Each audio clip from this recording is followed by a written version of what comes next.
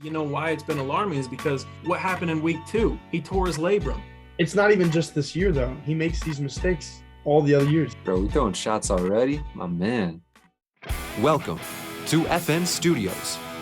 Here with Kody, Kevin, and Greg, this is the Dropout Sports. Welcome back to the Dropout Sports YouTube channel, or just welcome, if it's your first time here. We are glad to have you. Please stick around. We're going to talk about some fun stuff. We're going to be having a good time. I'm glad to be back on this channel. It's going to be fun. But let's just, should we talk? Kevin, what do you got to say? Personally, and I think I can speak for the other two guys, we're grateful for the journey that we had at TWSN, but it's time for us to create something of our own. And I'm excited for this beginning. I'm excited for the video ideas that we have coming out. Absolutely. I mean, like you guys said, it's a fantastic foundation for us to do exactly what we would like to do. And shout out to everybody at TWSN for supporting us. And like Kevin said, shout out to Kevin, guys. Let's give a lot of props to Kevin. He's our main editor. He does a lot of things for us. So he makes everything look pretty. So we're real excited to get his full potential out there and make some really good content for you guys. Let's cut the shenanigans here. We got stuff to get into. I'm just being straight up here. We got to talk Baker Mayfield. Baker Mayfield, rough season. He definitely had a rough season. It was tough. Browns are at the moment 7-9. Not a great season. Not what they were expected to be. We're going to talk about, what does Baker Mayfield's future look like? What should it look like? Is it with the Browns? Is it with another team? Is it as a backup? Is it as a fast food worker? I guess we'll find out. Cody, you want to start?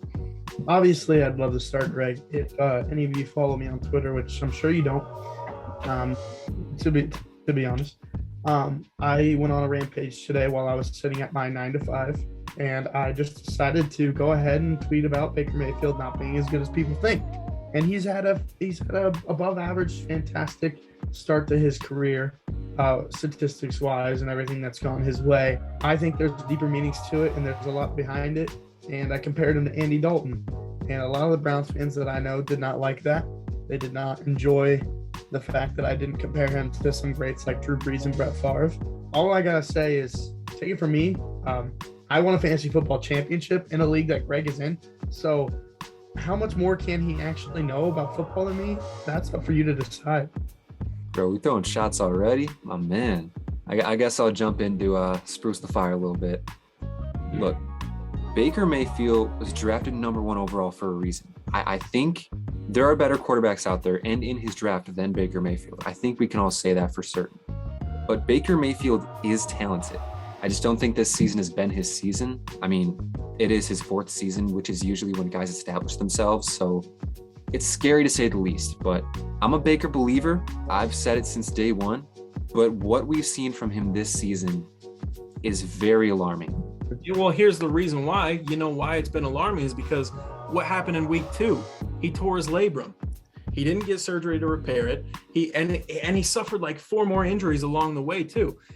And sure, maybe you can make the argument that maybe he should have been more a team player and got the surgery. Just try to be back towards the end of the season, But at that point, you're leaving your team in the hands of Case Keenum, who's a good quarterback. He's fine. But is that better than an injured Baker Mayfield? And maybe it's easy to say at this point. I think Case Keenum is at best what Baker Mayfield has been this year, at least him now. I just think that's why Baker had a bad year. He finished off last year when he finally, after the bye week, when he finally settled into Stefanski's offense, he was phenomenal at the end of last year. Last 8 or 9 weeks of the season, he was right up there in QB rating with Mahomes and Rodgers. Those were the only 2 above him at the end of last year. That's it. And sure, I don't think that's the quarterback he is full-time over a full season over his career, but that's showing that he has that capability to play up to that level at some points. And he didn't do that this year, but that's because he was injured all year. Here's how I look at it, Greg, is he also has the capability of playing at such a low level that holds back one of the most talented teams in the league at every other spot. You talk about opportunities and stuff like that when it comes to defense. He's got a stellar defense usually, and this year they've probably been the worst they've been in their top 10 defense for around 10. And their run game is absolutely incredible with a top 2-3 offensive line.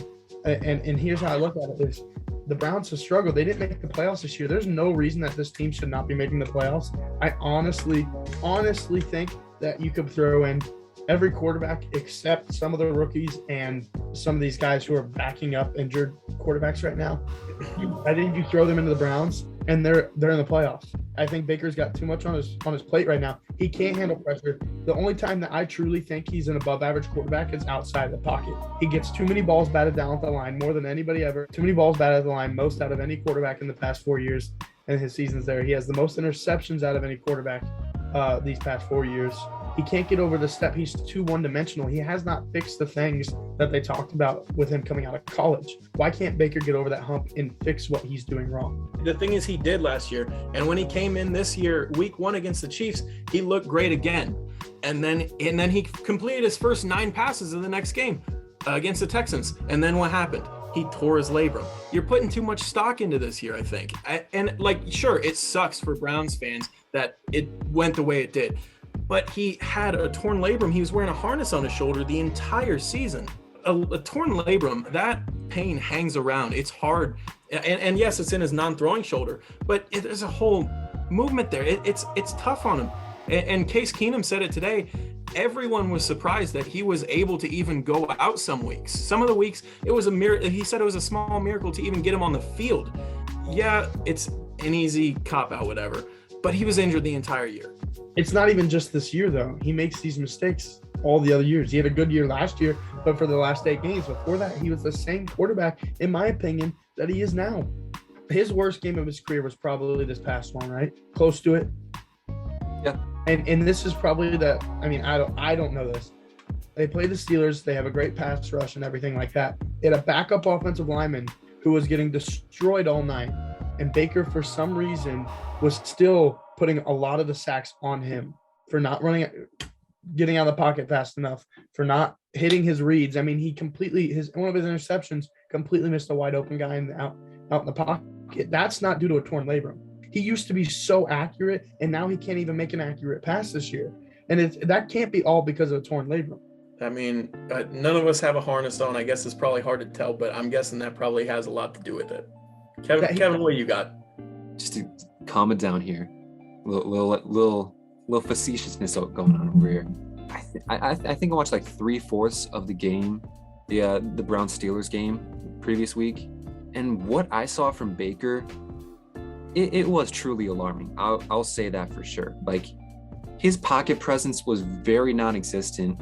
Whenever guys would complete their routes, he wouldn't see them, and he would panic in the pocket. He's best when he's scrambling and he's kind of improvising, making things up as he goes.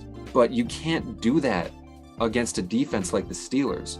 You can't really do that against really, really good defenses, which in the AFC North, let's be real, there are 2.5 very good defenses and he's going against. And when the Ravens are actually healthy, it'll be 3. So if Baker's going to keep doing these types of games, this might be really out there to say, but I think that there is a precedent there to move on from Baker next year or the year after that. The thing I don't see out of Baker most, and that's the biggest concern I think Browns fans should be worried about, is you don't see a lot of adjustments. I think the greatest thing you can look at for a franchise shifting quarterback, and not just someone who has a wave of winning, like an Andy Dalton who had a wave of winning, is the way that he can make in-game adjustments. That's what I really look for in a quarterback that can change a franchise, because when it comes down to it, I don't see Baker, if one thing that he doesn't think is going to go right, it's not going to go right the whole game. Like if he's bad in the first quarter, I think he's going to be bad the whole game. And that's what I've seen this year in the injury, whatever. We can get into the injury and all that. But I think the Browns should, it's going to be surprising. I think they should bring him back next year. I think he deserves a 5th year. I think he deserves, for what he's done and the commitment he's had to the organization, he deserves it. And if it works out for Browns, it's great. I mean, they have a quarterback to compete.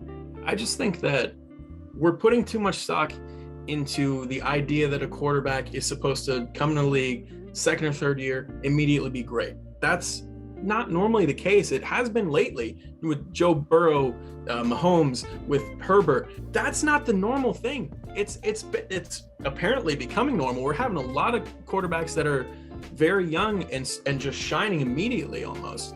But that's not normal. Baker Mayfield had a better first 4 years than Drew Brees, than Brett Favre, than a bunch of other guys who, and I'm not comparing him to those guys. I'm just saying those guys also started slow.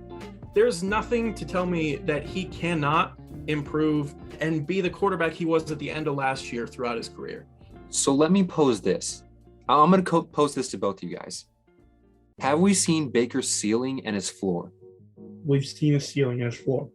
Yeah, I'd say so. So then, in that case, if his ceiling is, what was it last year? They got to the divisional round and they lost? Yeah, close game. I mean, Mahomes came up, but when you get into the playoffs, one game, it's a crapshoot, I think that's going to be probably, in my opinion, the most talented Browns roster. Or now, I mean, they're going to stay talented, but my concern is that if things get uncomfy in Cleveland, like roster-wise, and it's not as talented as it is now, I don't think he can carry a team or be like Drew Brees or like Brett Favre. If things were to get uncomfy, they lose a player from an injury, they lose an offensive lineman. I don't think it affects them as much as it would Baker Mayfield.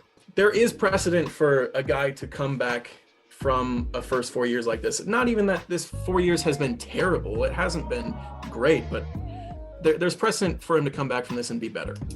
And honestly, I hope it does, because the rivalry between Baker Bengals, Joe Burrow Browns, it's interesting. I mean, Baker is an interesting, competitive guy that keeps the game fun. I can admit to that as a person who doesn't really believe in him. So, I mean, I hope it works out. But at the end of the day, I do not see his mentality is also different than both of those quarterbacks, because I've seen things just real quick. I've seen things out of Baker that does not show an honest, true leader. There's drama in the Browns locker room with coaches saying that there's coaches' faults and complaining about certain things. It's been like that almost every year there's been an incident. So that's why another thing that I think, but that comes with football. Giving him a 5th year, yes, he does deserve it based on what he's shown us. And I mean, especially in these times where there's COVID lists, there's a shit ton of injuries, there's partial blame not on him. Keyword partial.